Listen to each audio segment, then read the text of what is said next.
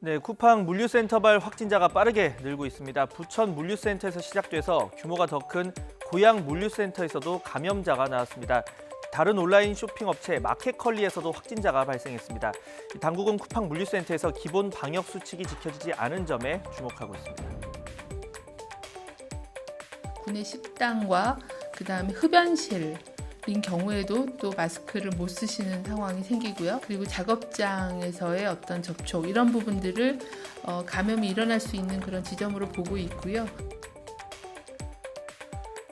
네, 확진자가 나왔다면 바로 물류센터를 폐쇄하고 충분히 경과를 지켜봐야 했지만 그러지 않았습니다. 이 확진자 발생 확인 뒤 오전조를 조금 일찍 퇴근시키고 방역을 하긴 했지만 불과 몇 시간 지나서 오후조는 정상 출근시킨 겁니다. 이 쿠팡 측은 3시간에서 4시간에 걸쳐 방역과 환기 작업을 했다며 문제가 없다고 해명하고 있습니다. 20일, 21일, 22일, 23일, 24일 방역을 했고 24일 저희가 확진자가 나왔다는 것들을 인지한 순간 인식 폐쇄에서 또 추가 방역을 실시한 거죠. 하지만 방역당국 설명은 다릅니다. 이 방역 뒤에도 24시간 동안 충분한 환기 뒤 개장하라고 권고를 하고 있다는 겁니다. 문제는 또 있습니다. 보건소에서 확진자 통보를 받고도 밀접 접촉자가 아닌 직원들에게는 확진 사실을 따로 공지하지 않았습니다. 현장에 출근해서야 확진자가 나왔다는 걸 알았다는 게 근무자들 이야기입니다.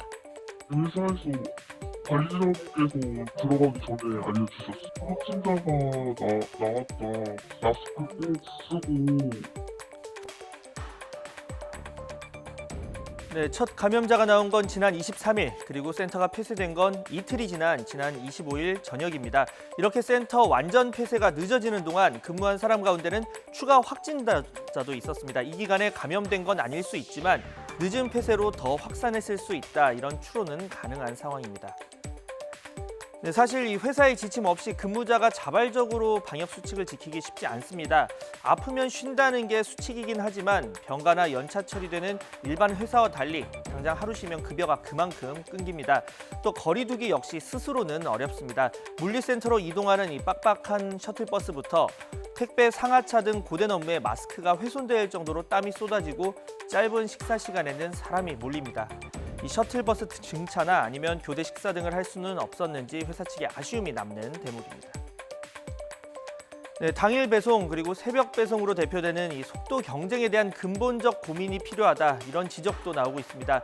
소비자는 편하고 참 좋지만 이 작업장에서는 근로 효율을 쥐어짤 수밖에 없습니다. 이 온라인 배송 발달이 일상에 도움을 준 점도 인정을 해야겠지만 이 쿠팡 측의 초기 대응 미흡, 여기에 영향을 준 속도 경쟁을 우려하는 목소리도 생각을 해봐야 할 것 같습니다.